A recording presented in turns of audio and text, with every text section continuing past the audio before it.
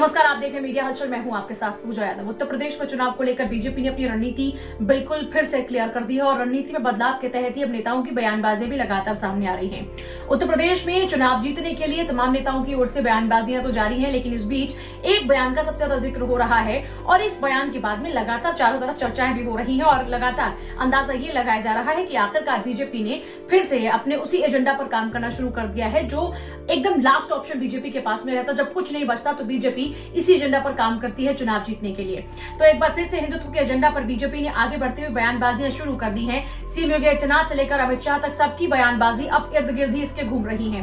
लेकिन हाल ही में सबसे ज्यादा चर्चा में डिप्टी सीएम केशव प्रसाद मौर्य का वो बयान है जिसमें उनकी तरफ से अयोध्या का जिक्र किया गया, काशी का जिक्र किया गया और फिर मथुरा का जिक्र कर दिया गया।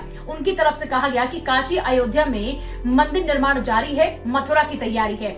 आपको लगातार पता होगा कि मथुरा के अंदर जिस तरीके की फिलहाल वहां पर एक कश्मकश की स्थिति बनी हुई है पॉलिटिक्स को लेकर, उससे इतर वहां एक और मसला जिस तरीके से राम नगरी आप बखूबी जानते हैं, राम मंदिर के निर्माण के लिए लगातार चर्चाओं में रही। आखिरकार राम मंदिर का निर्माण कार्य शुरू हो चुका है। कुछ ऐसा ही अब कंट्रोवर्सी मथुरा में भी लगातार जारी है मंदिर और मस्जिद को लेकर। ऐसे में अब उस कंट्रोवर्सी को भुनाने की भी कोशिशें बीजेपी की तरफ से शुरू हो चुकी है, यानी कि राम नगरी के बाद में जो लोग हैं उनको एक और लारा दिया जा रहा है। लारे से यहाँ पर तात्पर्य है कि उनको अब ये बताने की कोशिश की जा रही है कि आने वाले दिनों में देखिए, अगर आप मथुरा में आपको कोई मंदिर दिला सकता है तो वो बीजेपी पार्टी है।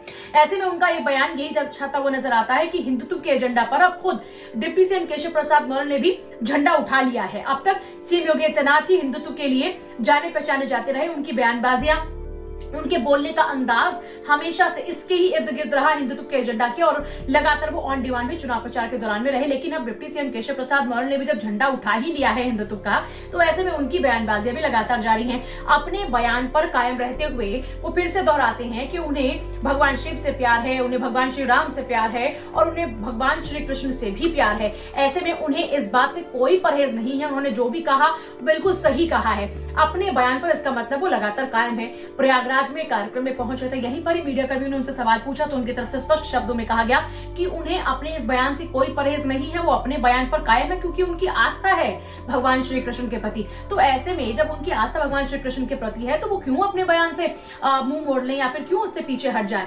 इसके साथ ही अब देखिए एक स्पष्ट स्थिति ये जो नजर आती है वो ये है कि अब तक सीएम योगी आदित्यनाथ ही इस रेस में सबसे आगे दौड़ रहे थे, लेकिन डिप्टी सीएम केशव प्रसाद मौर्य भी अब पीछे नहीं रहना चाहते और उनको टक्कर देने के लिए लगातार अब उस एजेंडा पर उन्होंने भी काम करना शुरू कर दिया है। उनका ये जो बयान है उसके बाद से लगातार यही कयास लगाए जा रहे हैं कि अब वो भी पीछे नहीं रहना चाहते हैं और इसी रेस में आगे बढ़ने के लिए अब वो भी एकदम फ्रंट फुट पर आकर हिंदुत्व के एजेंडा को खेल रहे हैं।